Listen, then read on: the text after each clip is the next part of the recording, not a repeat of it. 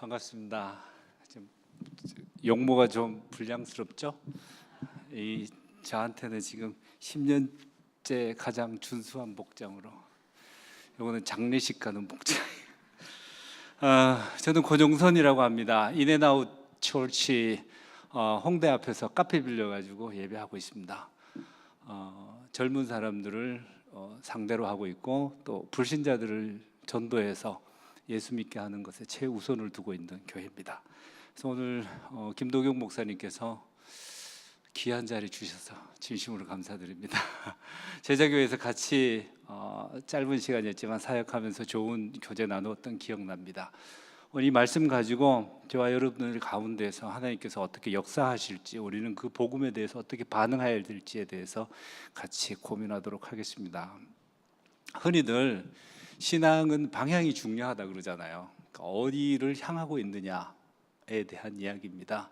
오늘 그 이야기를 좀 하려고 합니다. 왜 신앙의 방향이 중요한데, 그 신앙의 방향이 중요하면 우리가 거기에 시선이 고정이 되고요, 시선이 고정이 되면 우리가 몸이 틀리고 그쪽으로 움직이기 때문입니다. 결국은 우리 생각 속에 있는 방향이 올바로 정해지면 우리의 시선이 그쪽으로 집중이 되고, 그리고 우리가 행동을 그쪽으로 하게 된다는 얘기죠. 오늘 본문 전후로 있는 모든 사람들의 이야기를 같이 한번 통틀어서 보고, 우리는 어떻게 지금 이 말씀에 반응하고 있는지에 대해서 생각해 보려고 하는데요. 오늘 등장하는 인물들, 예수님께서 십자가에 못 박히실 때 전후로 해서 등장하는 사람들이 군중들이 등장합니다. 그리고 또 군중들, 그 다음에 제사장과 서기관들, 그리고 또 등장하는 사람은 백부장, 또 아리마대 요셉, 그 다음에 빌라도, 그리고 또 여인들, 제자들, 거기에 또 천사, 또 부활하신 예수님. 그래서 이렇게 9부류의 그 사람, 그리고 또 예수님께서 등장하시는데요. 이 9부류의 사람들이 각자 예수의 십자가를 바라보고 있는 이 생각들을 한번 정리해 보려고 합니다. 예수님의 십자가에 못 박혀 죽으실 때에 그 밑에 있던 어떤 사람들이죠, 지나가는 사람들 중에서 이렇게 얘기합니다. 저가 남은 구원하였으되 저 자신은 구원하지 못하였다, 그렇게 얘기합니다. 그러면서 그가 이제 죽게 됐다, 아직 죽진 않았지만 죽게 됐다 라는 이야기를 하고 있고요. 그 다음에 제사장과 서기관들은 성전을 헐고 사흘 만에 짓는 자여, 너 자신을 구원해봐라, 조롱을 하죠. 그 다음에 등장하는 사람들이 백부장입니다. 예수께서 죽고 난 다음에 백부장이 저는 진실로 하나님의 아들이었다. 그리고 아리마대 요셉이 이야기합니다. 빌라도에게 가서 예수의 시체를 내어달라. 그리고 장례를 치르고요. 그 다음에 여인들이 나오죠. 여인들이 3일이 지난 날 우리가 무덤에 가서 향품을 발라주고 싶은데 누가 큰 돌을 옮겨줄까? 그리고 마지막에 있는 제자들, 막달라 마리아가 예수의 제자에 대해서 이야기를 하니, 예수의 부활에 대해서 이야기하니까 무슨 소리 하고 있냐 하고 믿지 않았다. 그래서 오늘 본문에 나왔는 얘기가 예수님께서 이 모든 이야기를 듣고도 믿지 않은 제자들에게 야단치는 대목으로 이렇게 딱 나와 있죠. 그러니까 지금 나와 있는 이 대목은 여기에서 있는 것뿐만 아니라 모든 사람들이 예수의 부활에 대해서 아무도 생각도 안 한다는 얘기잖아요. 그들의 초점은 다 죽음, 십자가 죽음에 초점이 맞춰져 있기 때문이죠. 결국은 십자가에 초점이 맞춰져 있으니까 그들은 예수가 죽으면서 자기가 가졌던 희망, 꿈, 그리고 앞으로 예수와 더불어서 해야 될 모든 일들에 대해서 다 포기하고 떠나는 거잖아요. 그죠? 근데 예수님께서는 그렇지 않죠. 천사가 나타나서 예수께서 부활하셨고 갈릴리에 먼저 가, 너희들이 가서 기다리라고 얘기했다. 부활에 대해서 얘기하죠.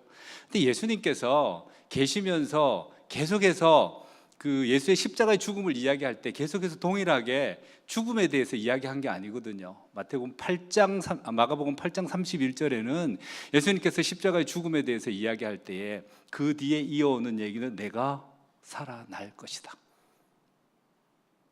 그 다음에 9장 31절에 똑같이 예수의 십자가의 죽음에 대해서 이야기하고 그 다음에도 내가 살아날 것이다, 3일 만에. 14장에 가면 예수님이 성찬하는 대목이 나오는데요. 그 성찬하는 대목 속에서도 여전히 이거는 내 살이다, 이거는 내 피다, 그리고 나는 십자가에 죽을 거다, 그러나 3일 만에 살아날 것이다.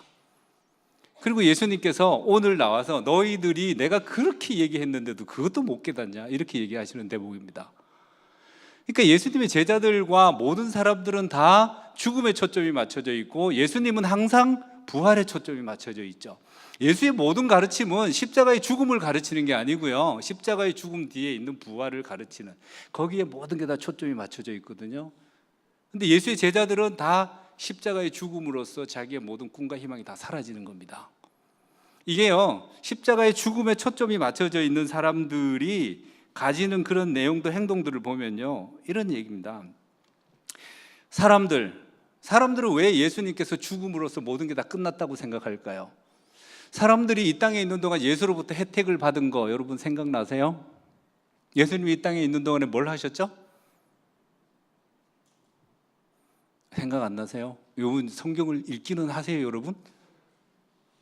아니, 보니까 제가 여기 한 10% 정도는 성경 읽는 것 같고, 나머지 분들은 성경과 나와 무슨 상관이 있냐 이러시는 표정으로 계셔서, 저희 교회는 매달 한 권씩 성경을 읽어내는데요, 성경 전체 한 권 말고 한 권을 읽어내는데, 지난달에는 빌립보서를 읽었어요. 우리는 이제 그냥 읽는 게 아니고 빌립보서 읽습니다 그러면 빌립보서를 5번 겹쳐 읽어요. 오늘은 1장, 내일은 1장, 2장, 모레는 1장, 2장, 3장, 모레는 1, 2, 3, 4, 그 다음에 1, 2, 3, 4 끝나잖아요. 그러면은 땡, 그 다음에 또 2, 3, 4, 그 다음에 3, 4, 5 이런 식으로 해갖고 한 장을 5번을 겹쳐 읽을 때까지 다 읽어요. 창세기 50장까지 있으니까 한 달 반 정도 읽으면 5번씩 겹쳐 읽거든요. 그러면 제가 설교할 필요가 없어요. 그냥 여러분 오늘은 창세기 몇 장입니다. 그러면 우리 목사님 우리 그거 다 아니까 이제 설교하지 마세요. 여러분 성경 지금 제가 얘기할 때 그 막 성경 속에 얘기하는 게 막 머릿속에 팍팍 타는 거. 사람들 그러면 그 사람들은 지금 예수님으로부터 병고침 받았고 4,000명이 모여서 맛있는 밥 얻어 먹었고 이런 얘기가 막 나와야죠. 그죠? 떠오르죠? 앞에 계시는 찬양팀 여러분, 우리 교회가 아니기 때문에 야단 막 쳐요. 예수님께서 어쨌든 간에 이 땅에 계시는데, 예수님의 제자들이, 아니 예수님 사람들은 4,000명, 5,000명 그 베세다 들녘에서 맛있는 밥도 얻어먹고 생선도 얻어먹고 떡도 얻어먹고 막 이렇게 하고 병고침도 받고, 어디 가면은 외롭고 소외되고 있는 사람들 다 치유받고, 또 어떤 성에 갔을 때는 그 과부의 아들도 살아나고 문둥병도 살아나고 다 했잖아요. 이 많은 사람들이 십자가 앞에서는 어떤 반응을 보이냐 하면, 저가 남은 구원하였을 때 저 자신은 구원하지 못한다. 이 사람들이 원래 예수님께서 있는 동안에는 뭘 원했어요? 그들의 삶의 평안함을 원했잖아요.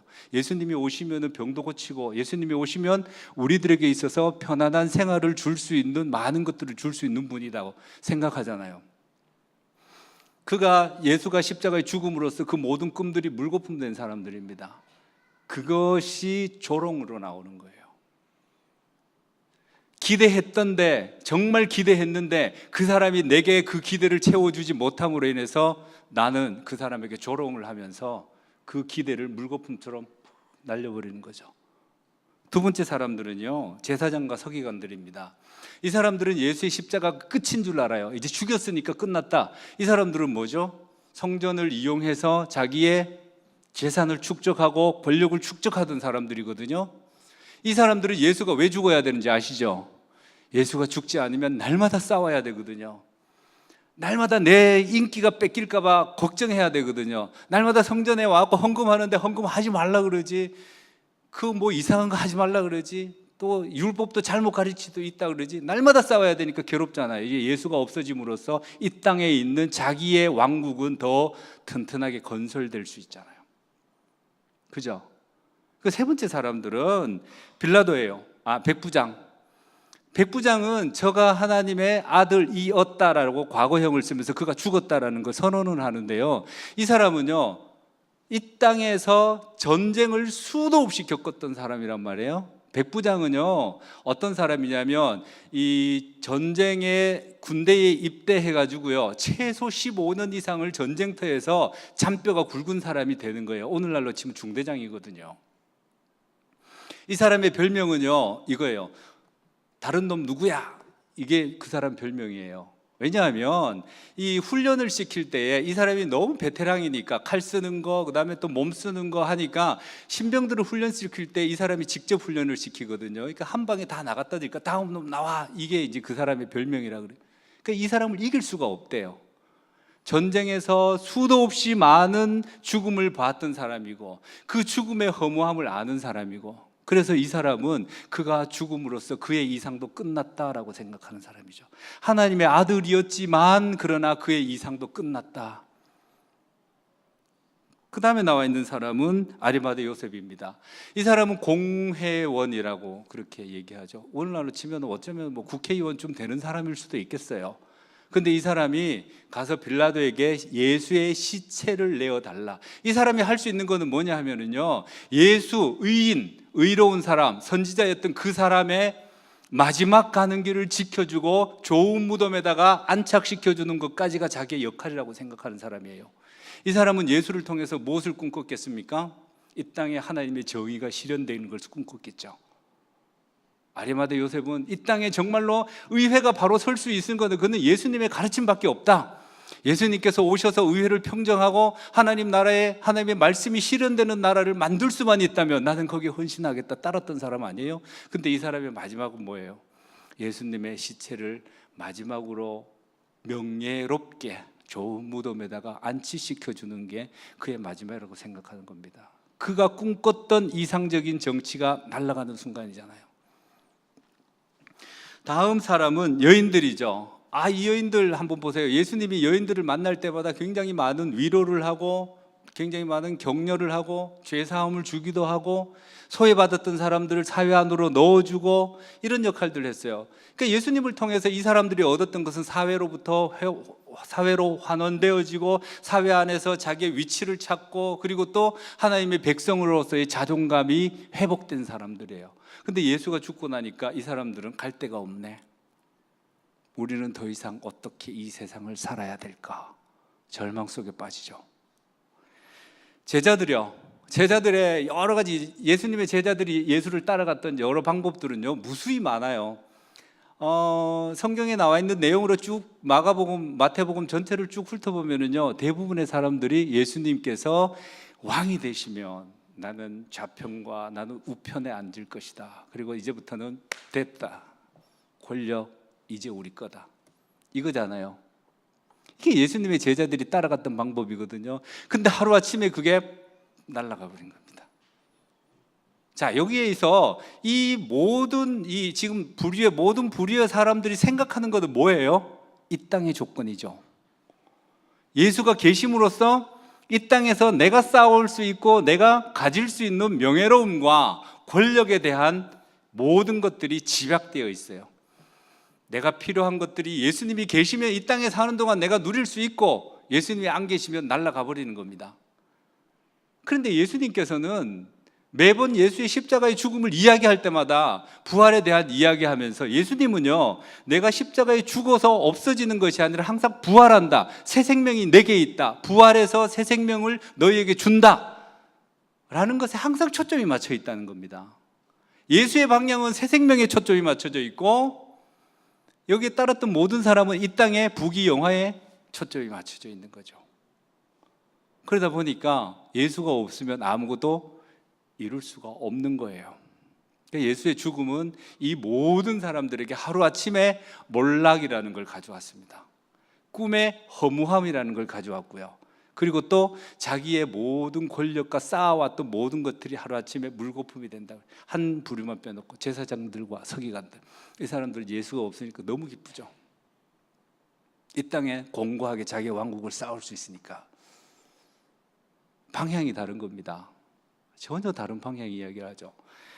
이런 얘기입니다. 그러면 오늘 우리가 생각해 봐야 되는 이 십자가, 우리의 신앙의 관점은 어디로 가 있는가에 대한 이야기입니다. 우리는 예수 때문에 새 생명을 가진 자입니다. 아멘. 아멘. 네. 새 생명을 가진데 부활의 새 생명을 가진 사람입니다.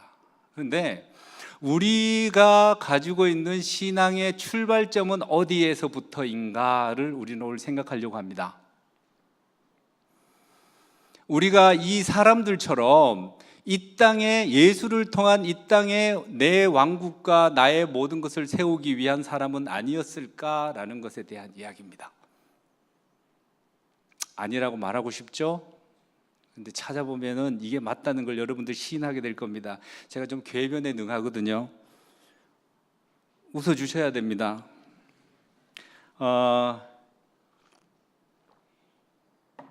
십자가의 은혜에 우리의 출발점을 두는 삶, 신앙생활. 여러분의 신앙생활이 십자가의 은혜에 기초하고 있으십니까? 이때는 진짜 아멘 해야 되는 때예요. 여러분 십자가의 은혜에 그 새 생명을 두고 계십니까? 네, 맞아요. 십자가의 은혜에다가 새 생명 초점을 두고 우리는 신앙생활을 합니다. 십자가의 은혜에다가. 그런데 많은 그리스도인들이 살아가면서 오늘 여러분들과 제가 겪었던 모든 일들을 하나씩 꺼내면서 신랄하게 내 자신을 한번 이 말씀 앞에서 한번 비판해 보길 원하는데요. 여러분의 최대의 기도 제목은 뭡니까? 여러분이 날마다 기도하는 기도 제목에 모든 퍼센테이지 80% 이상을 차지하는 그 퍼센테이지는 무엇에 있습니까? 이거는 답이 나오는 거예요. 십자가의 은혜의 삶이에요. 하나님, 저는 십자가가 주는 은혜와 평강 속에 예수 그리스도께서 나에게 구원의 은총을 주셔서 하늘의 평강을 주시는 그 삶들을 이 땅에서 누리길 원합니다. 여기에 다 있다는 겁니다. 그래서 예수님, 당신이 십자가에 죽으시면서 나에게 구원을 주셨습니다. 그래서 나는 구원의 은총을 누립니다. 그래서 예배하는 삶을 삽니다. 그리고 성경을 읽습니다. 그리고 기도하는 삶을 살고 있습니다. 맞죠? 여러분 그렇게 사시잖아요. 그죠? 맞아요. 저도 그래요. 그런데 예수님께서는 우리들에게 말씀하실 때에 십자가의 은혜 속에서 사는 삶이 그게 아니다라고 얘기하고 있는 거죠. 여러분들 오늘 설교 제목은 이겁니다. 여러분들은 복음을 위해서 어떤 계획을 갖고 계십니까?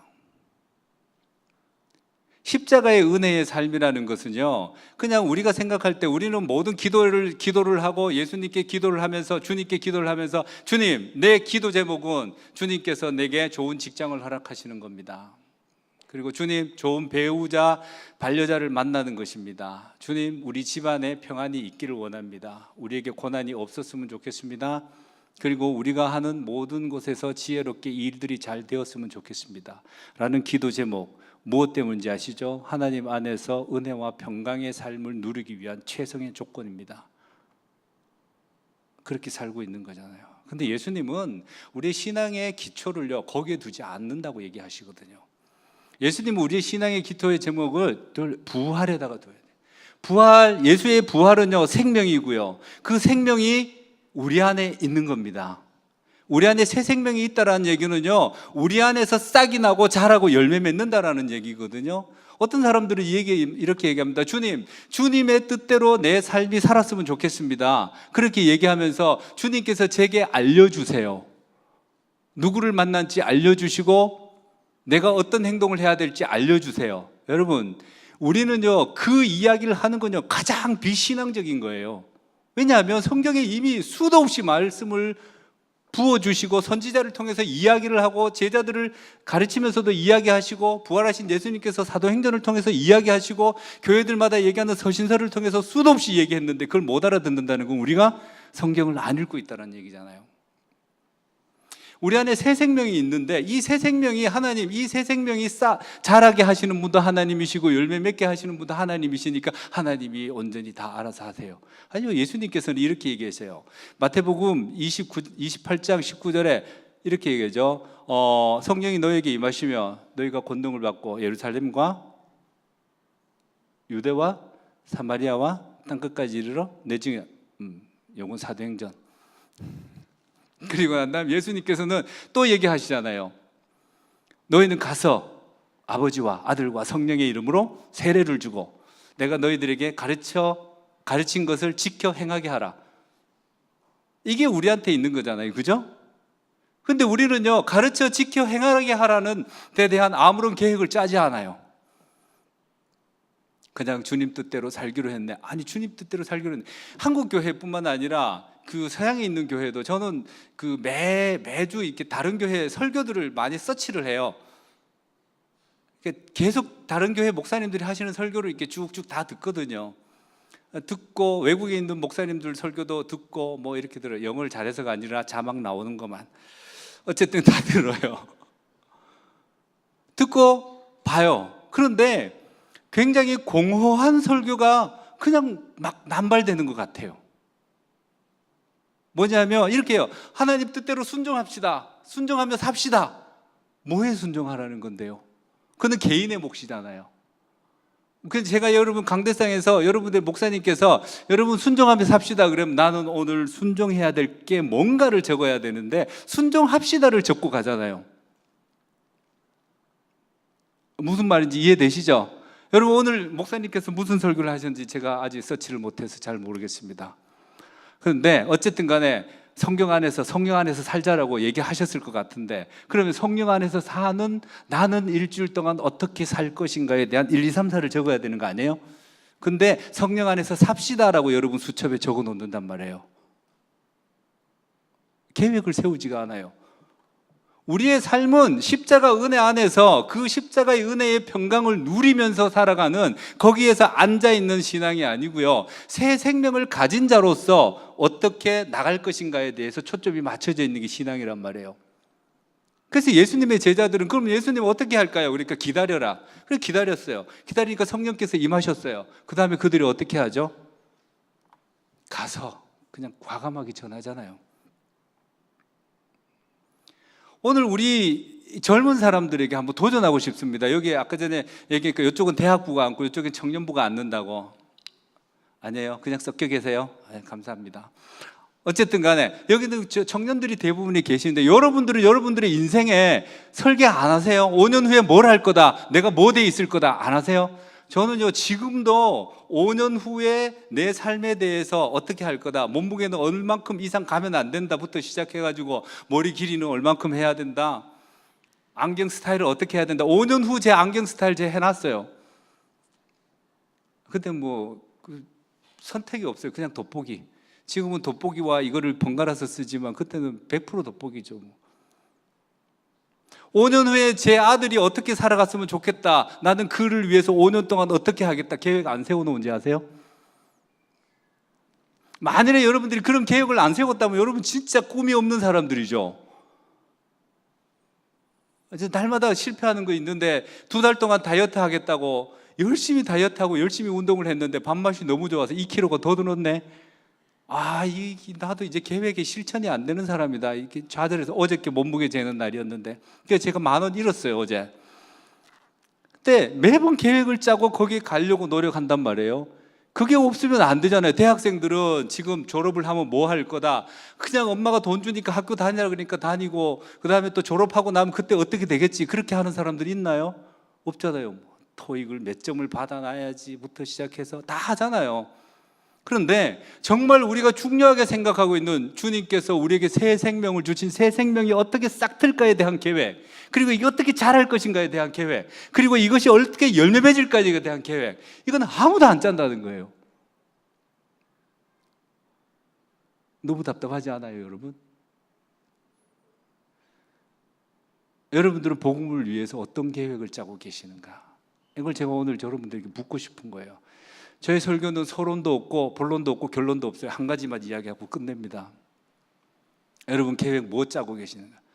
내가 오늘 주님께서 주시는 그 은혜 때문에 감사하면 이 감사함을 누구에게 실천할 건가? 몇 번을 만날 건가? 제가 카페 빌려 쓰고 있는 사장님을 제가 20번 만나기로 마음에 결정하고 지금 12번째 만나고 있는데요. 또 가서 무슨 얘기 할 건가? 이렇게 프로세스 다 제가 그런 사람이에요. 다 어쩔 수 없어요. 쫙 짜놓고 또 그다음에 요번에 갈 때는 요 말하고, 다음번에 갈 때는 선물 가져가고, 다음번에 갈 때는 선물 줬으니까 네가 나한테 선물 주라고 얘기하고, 한 사람을 예수께로 이끌 수 있는 그게요, 쉬운 게 아니잖아요. 그런데 우리는요, 공허하단 말이에요. 예수님의 십자가의 은혜에서 여러분 구원하셨어요. 그래서 어쩌란 말인데. 예수님은 이 땅에 사는 동안 우리들에게 너희들이 새 생명 가진 자로서 내 앞에서 어떻게 살고 있는가를 끊임없이 묻는다면 여러분 뭐라고 대답하겠냐 이 말이에요. 그죠? 여러분, 미국에 제가 3년을 살았는데요. 미국에 이제 도망가듯이 제가 갔기 때문에 그냥 뭐 집에 있는 거 뭐 집 팔고 뭐 다 팔고 나 이제 한국 사회에 다시 돌아오지 않으리라, 이놈의 사회 부당하고 뭐 또 이렇게 뭐 헬 어쩌고 저쩌고 뭐 이 사회에 내가 다시 안 돌아오고 미국 사회에 정착하리라라고 마음 먹고 딱 미국에 간 지 6개월째 됐는데요. 마가복음 6장에 대해서 이렇게 묵상을 하게 됐어요. 저 매일 3시간씩 성경을 읽고 이렇게 하는 습관들이 있어요. 그걸 보고 하는데 이 마가복음 6장이 넘어가지를 않는 거예요. 그래서 마가복음 6장은 비워놓고 그 다음 7장도 하고 8장도 하고 쭉쭉쭉쭉 가고요. 계속해서 넘어가는데 매일 아침에 마가복음 6장은 펴니다. 6장 폈는데 이 말씀에 내가 순종 못하니까 또 덮어놓고 또 가고, 그래서 어느 날 이 마음에 정말 부담이 생겼는데 그 내용이 뭐냐 하면 이겁니다. 예수님께서 제자들에게 불러먹고 얘들아 이제 두 명씩 짝지어가지고 내가 가르친 것에 대해서 너희들 실천해봐. 그러면서 가가지고 갈 때 전도 여행을 떠날 때는 두보로 가져가지 말고 주머니에 전대 가져가지 말고 신은 신발 가져가고 지팡이만 들고 내 권능으로 내 이름으로 권능으로 가. 그리고 거기 가고 병든 자를 치유하고 귀신 들린 자를 쫓아내고 주의 복음을 선포해. 이 말씀이에요. 저는 목사입니다. 제가 목사가 30 몇 세 된지 기억도 안 나는데 어쨌든 간에 목사인데 목사가 복음 전하는 걸 안 했겠습니까? 제 제자교회에 있을 때 제자교회 주변에 있는 모든 상권에 있는 사람들 있죠. 제가 가면 두려워해요. 교회 나오라 그럴까 봐. 어느 날 갔더니 막 어떤 분이 주보를 탁 보여주면서 목사님 제가요 이번 주에 교회 가서 주보 받아왔어요.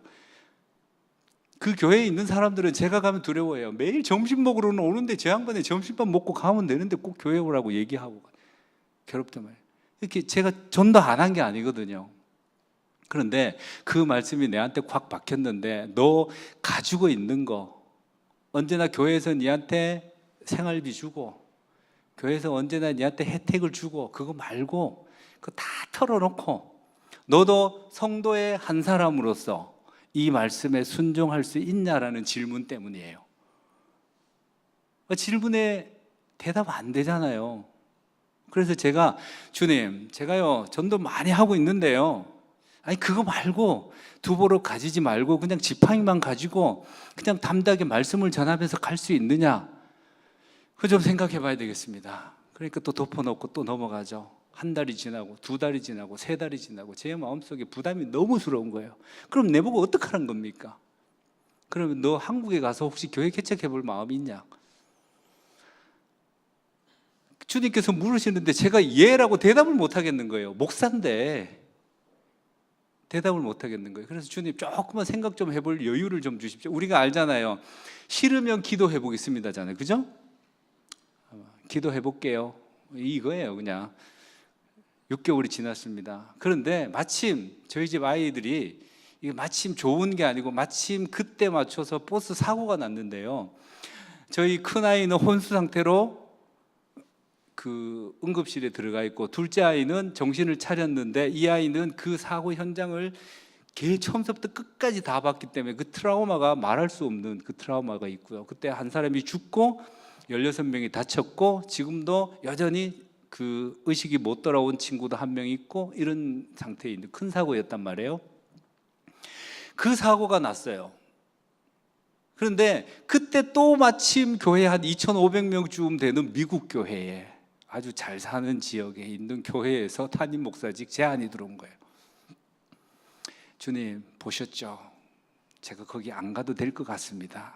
여기 아이들 치료도 해야 되고 이 아이 교육도 시켜야 되고 미국에서 사고 났으니까 미국 사람들이 이 사고 낸 이 사회가 책임져야 되니까 저는 여기서 끝까지 이 애들과 같이 여기서 살 거고 그리고 또 큰 교회에서 청빙을 받았으니 거기서 복음 전하면 되죠.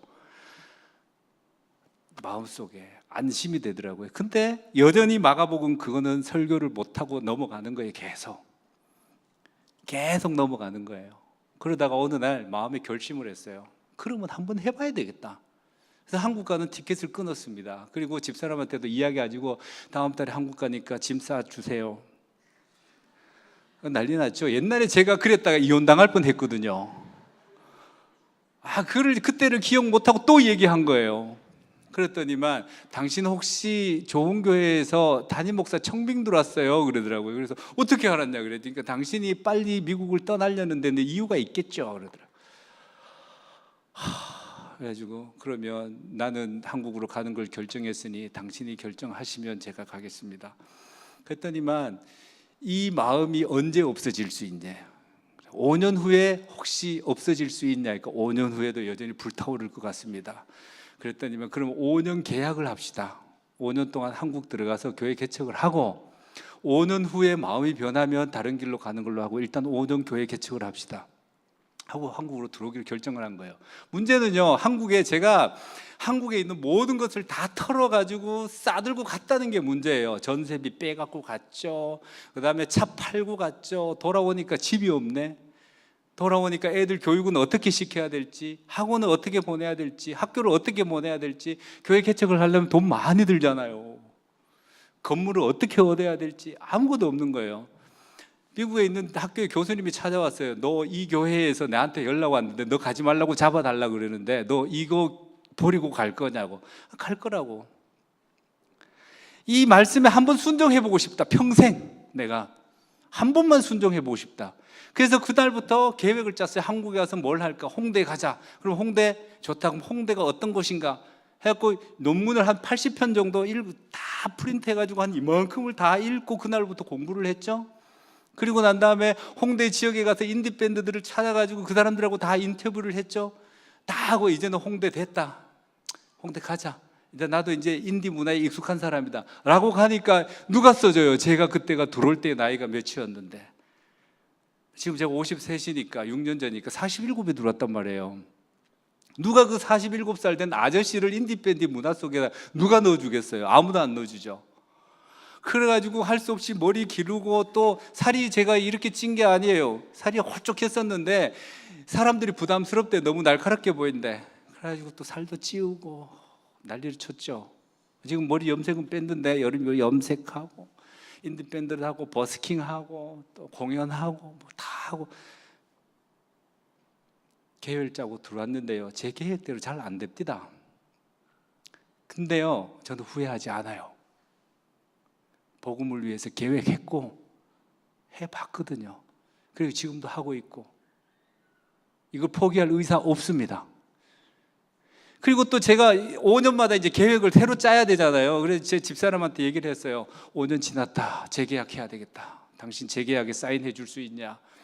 이렇게 딱 얘기하면 바로 노우라고 얘기하죠. 그래갖고 제가 예배 시간에 설교를 장황하게 했죠. 이곳에 있어야 되는 이유에 대해서 하나님의 은혜에 대해서 이야기하고 또 세례 받는 사람들에 대해서 이야기하고, 그때 당시에 세례를 그때 5명이 받았거든요. 얼마나 감사해요. 그리고 세례 기다리는 사람이 몇 명 더 있고 이 사람들을 위해서 계속해서 기도하고 또 전도해야 되는데 어떡할 거냐. 그러니까 집사람이 아멘 아멘. 딱 끝나고 난 다음에 재계약합시다. 재계약했습니다. 지금 1년 지났습니다. 4년 더 남았는데 제 자랑하려는 게 아니고요. 저 여전히 거지입니다.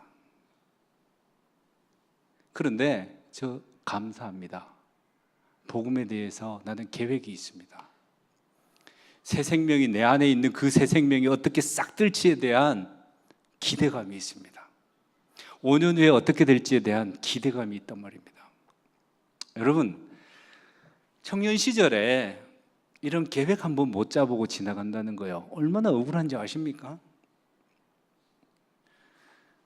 이번 주에 제 마음속을 너무 괴롭게 했던 사건은요, 제 아들입니다. 너무 천재적인 이 두뇌를 가지고 있고 너무 반짝반짝거리는 이 아빠한테서 돈 빼가는 방법과 거짓말 쳐서 게임하러 가는 방법과 어디 가서 술 마시고 오는 방법을 너무나 잘 알고 있는 우리 아들 때문입니다. 제가 아들한테 제가 마지막으로 문자 보낸다. 네가 이제 성년이 됐으니까 이제 내가 더 이상 네한테 타치할 것도 없고 네와 하나님의 문제니까 마지막으로 보낸다. 이 세상 기도 없이 살아가려고 생각하지 마라. 여러분, 우리 젊은이들이 너무 생각이 없어요. 여러분 안 그러시죠? 계획 있으시죠? 5년 후 계획 있으시죠? 나에 대한 계획, 그리고 복음에 대한 계획. 하나님이 나를 천국 백성으로 삼아 준 것에 대한 감사, 거기서 머물러 있는다면 우리는요, 여기에 있는 예수님의 십자가를 보면서 이 땅에 있는 사람들을 향하여서 예수는 죽었어, 저가 남을 구원하였으나 자신도 못 구해. 왜요? 이 땅에 있는 것은 예수가 없음으로써 허망하게 돌아가는 그런 허망한 삶을 살게 될 것이고, 아니면은 우리도 신앙생활하면서 하나님, 우리가요 이 땅에 있는 동안 평안을 유지하기 위해서 하나님 이것도 주셔야 돼요, 저것도 주셔야 돼요, 이것도 주셔야 돼요, 달라 그러는 기도 속에서 그냥 머물고 말 겁니다. 그러면 예수의 십자가를 바라보면서 죽음이 끝이다라고 생각하는 이 세상에 관심을 두고 사는 사람과 우리와 뭐가 다르냐는 얘기예요. 같잖아요. 예수님은 항상 가르칠 때 부활을 가르치셨고, 부활의 생명이 싹이 날 거다, 자랄 거다, 열매를 맺을 거다, 그게 사도행전이다. 그리고 온 세상에 지금 여러분들이 예수의 십자가의 구원의 은총을 받고 이곳에 와서 예배 드리는 게 그 증거다, 지속적으로 이야기하시는데 우리는 계획이 없어요. 복음을 위해서 무슨 계획을 짜고 계시냐는 거예요. 얼마 전에 저희 공동 설교하는 우리 청년이 있어요. 우리 이제 가끔씩 가다가 그 청년 리더들 보고 설교하라 그러고 저는 뒤에서 이제 이렇게 은혜 받는 시간을 갖습니다. 하는데 청년 리더가 설교를 이렇게 하고 다 좋아요. 그래서 이야기를 쭉 하고 난 다음에 제가 마지막에 얘기했어요. 설교 다 써놓고 난 다음에 너의 실천사항은 뭐였어? 라고 적으니까 안 적었대요. 설교하는 사람조차도 자기가 그 한 설교에 대한 실천사항을 적지 않아요. 계획이 없어요. 여러분, 예수를 알고 있기 때문에요 그렇게 실천하고 있다라고 착각하셔서는 안 돼요. 매일 아침에 저는 설교하러 나올 때 이런 생각을 해요. 오늘 내 예배 시간, 내가 하는 예배 시간에 아무도 안 올 수도 있다. 저희 교회가 그래요. 건물이 없고 다들 거의 불신자들이 많고 이렇게 하니까 안 올 수도 있어요. 비가 많이 오거나 막 날이 심히 덥거나 하면 안 올 수도 있어요. 그거 다 인정해요. 그러면 일일이 제가 찾아가서 예배하면 돼요. 안 온 사람한테 가가지고 대학 근처에 가고 불러갖고 카페에서 둘이 앉아서 기도하고 예배하면 되잖아요. 찾아가면 돼요. 그 다음번에는 와요. 근데 문제는 뭐냐면 제가 오늘 설교를 하고 이 설교를 하고 난 다음에 1, 2, 3, 4 나의 실천사항이 있는가 없는가. 차를 타고 그 예배 드리러 가면서 이렇게 얘기해요. 하나님, 제가 오늘 설교한 내용에 대해서 일주일 동안 실천했는 것만 이야기하게 해 주십시오. 우리가 그런 것을 실천하기 시작한다 그러면요, 우리 주변에 있는 많은 사람들은 저 사람은 정말로 예수를 따라가는 사람이야 라고 말할 텐데, 우리는 우리가 가지고 있는 것을 이용해서 이 땅에서 그 사람들이 원하는 것처럼 똑같은 걸 가지려고 한단 말이에요. 젊은이들이 가슴 속에 예수에 대한 폭발적인 열정들이 좀 있었으면 좋겠습니다. 저 옆 동네에 제자교회에 청년부 담당했었습니다. 300명 되는 청년 1년 만에 출석만 1600명입니다. 1년 만에. 그때 당시에 제가 복음을 전했죠. 그런데요, 사람을 오게 하는 방법은 복음적이지 않았습니다. 어떤 사람이 저랑 같이 책 쓰자 그래서 제가 싫다 그랬어요. 왜 싫냐 그래서 제가 사기쳤다 그랬어요. 무슨 얘기인지 아세요? 교회요, 청년들은 교회에 나오는 것도요, 그 교회가 어떤 형태냐를 중요시 여긴단 말이에요. 그 교회 가면 어떤 사람들이 있느냐가 중요시 여긴다고요. 그 교회 가면 재미있느냐가 중요시 여겨지고요, 그 교회 가면 나에게 삶의 의미가 있느냐를 중요시 여겨진다고요. 그래서 그것만 만들어 놓으면 돼요. 찬양하는 거요, 여기에 여러분 윤도현 밴드 같은 그런 밴드 실력자들 놓으면 예배 부흥할 거예요. 충분해요. 다 보러 와요. 제가 그때 예배할 때 일산에 있는 20명 되는 여성분들이 오셨는데 늘 와고 공연이 재미있어서 온대요. 그분들은 예배가 공연이 돼버렸거든요. 그게 아니라 교회는 좀 달라야 돼요. 그죠? 교회는 예수의 십자가의 생명이 꿈틀거려야 되고 싹트야 되고 열매를 맺어야 돼요. 여러분은 복음에 대한 계획이 있으십니까? 복음을 전하는 것에 대한 계획이 있으십니까? 여러분 주변에 있는 친구의 명단을 다 적어 놓았습니까? 그 사람들에게 몇 번씩 만날 거라고 계획 잡으셨습니까? 그 사람에게 뭘 줄 거라고 계획 잡으셨습니까? 그 사람들에게 어떤 말을 할 거냐고, 순차적으로 무슨 말을 할 거냐고 계획 잡으셨습니까? 그 계획을 위해서 기도는 어떻게 하고, 말씀 무장은 어떻게 하고, 교육자로부터 어떤 도움을 받고, 이런 계획 있으십니까? 이게 우리들에게 있어야 돼요. 그래야 우리는 다른 공동체를 만들 수 있단 말입니다. 한 번 더 묻겠습니다. 여러분, 복음을 위해서 어떤 계획을 갖고 계십니까? 그 계획을 여러분들은 좀 세워주셨으면 합니다. 다음 시간에 3시 30분 예배 때 복음이 어떻게 계획 세워서 어떻게 실천되고 있는지 같이 이야기해 보도록 하십시다. 기도하겠습니다.